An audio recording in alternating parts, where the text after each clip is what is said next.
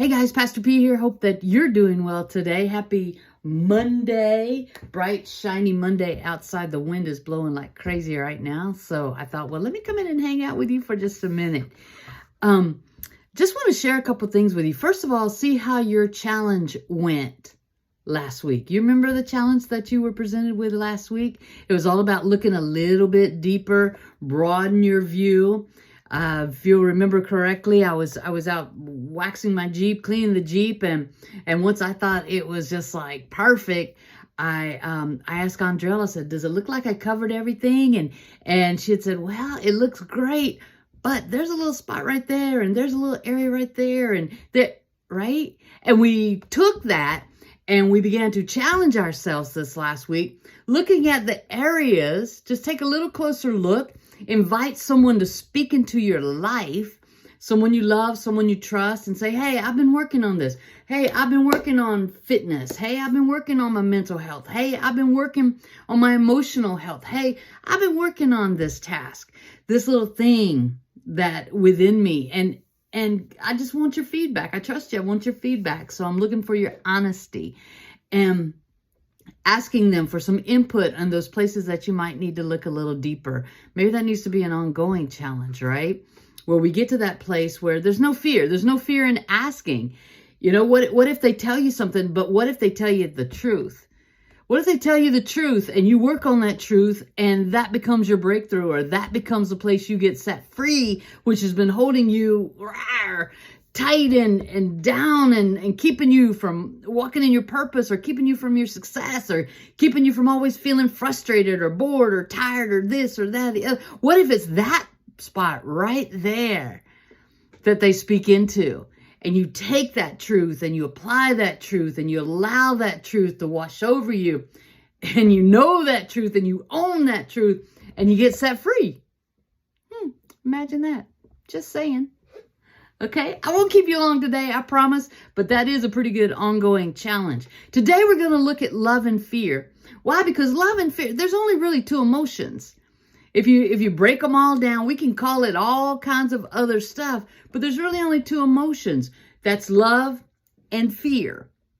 Love and fear. And I'm going to invite you to go to 1 John 4, verse 18, if you want to follow on with that scripture. If not, I'm just going to read it to you anyhow, right? So 1 John 4, we're going to begin last half of the 16th verse, because it says God is love. You want to know what love is? Love is God. God is love. Whoever lives in love lives in God, and God in them. This is how love is made complete among us, so that we will have confidence on the day of judgment. In this world, we're like Jesus. There's no fear in love, but perfect love, get this, drives out fear. Perfect love drives out fear, because fear has to do with punishment. The one who fears is not made perfect in love. We love because Christ first loved us. Whoever claims to love God yet hates a brother or sister is a liar. We love because God first loved us. It says whoever claims to love God yet hates a brother or sister is a liar. And that's not just like siblings, birth siblings. That's like life siblings, okay? The siblings we work with, the siblings we are friends with, the siblings who are our neighbors, okay? If you claim to love God yet you hate a brother or sister, you a liar. It says, for whoever does not love their brother and sister whom they have seen cannot love God whom they have not seen. And he has given us this command: anyone who loves God must also love their brother and sister, which is an interesting thing. That could be a whole nother chapter of our life. How many people say, "Oh, I love God and I'm doing this in the name of God and I'm doing this for God." But if your religion hates somebody, or if your religion begins to draw lines between us and them, that's not love and that's not of God. I'm just repeating the scripture, okay?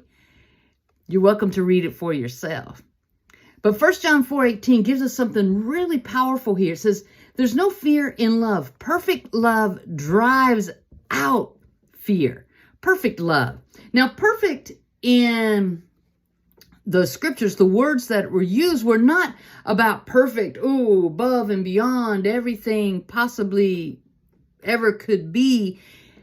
Perfect in the scriptures refers to complete, to come to an end, to come to an aim, to be purposed. So if we were to say purposed love drives out fear, a finished, a complete, aimed at love will drive out fear. And it says perfect love, that agape love, that love feast, exchange of love and ideas and space and time and concerns. And if something bothers you, it's bothering me, right? If one hurts, we all hurt. That kind of love is what we're talking about.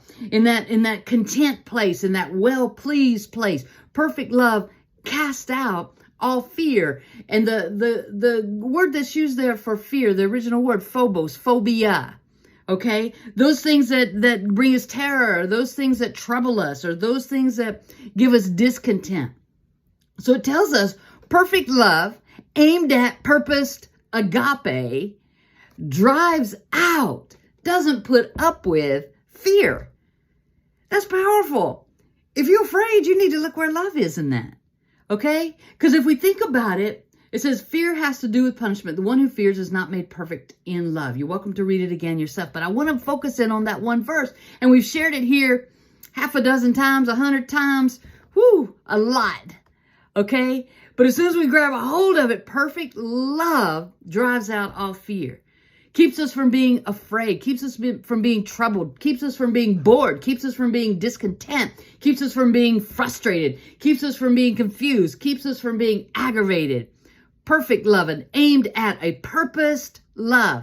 So here's the kicker though. Finding the purpose. Finding the purpose in that agape feast. What you making that feast for? Are you making that feast to impress?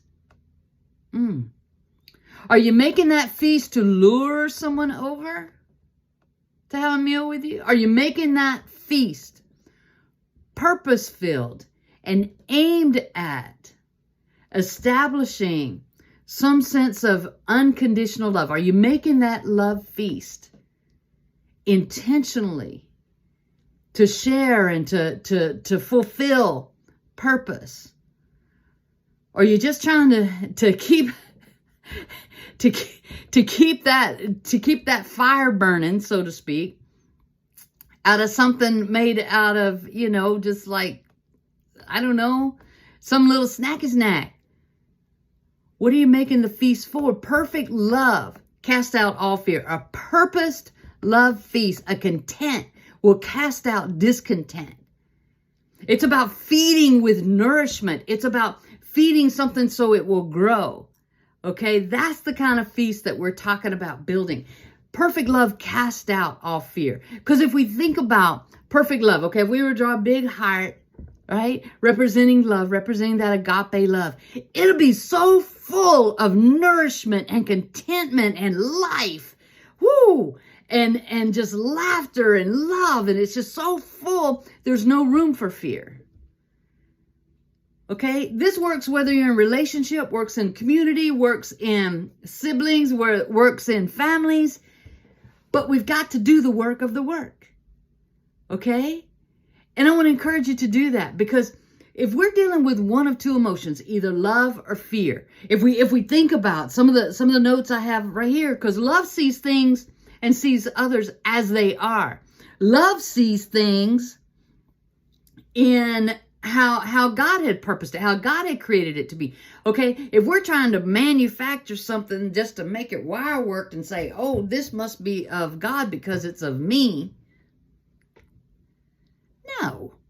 Fear sees things as we want them, sees things as we want them to be, and we manipulate them to fit. And there comes the discontent, and there comes the terror and the trouble and the phobias, the phobos. Okay? That he's talking about in this. Okay, I even wrote a little note here.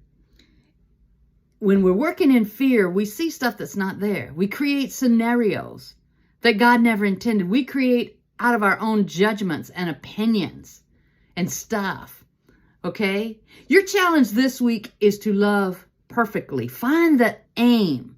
Find the finish. Find the purpose for creating this love feast. Find the purpose that you too might drive out. If there be any fear, drive it out of your life. Drive out discontent. Drive out that place of boredom. Drive out frustration. Drive out anger and replace it with love. Just try it. You might like it. I love you. Perfect love casts out all fear, even with you. I love you. Have a great day. Bye now.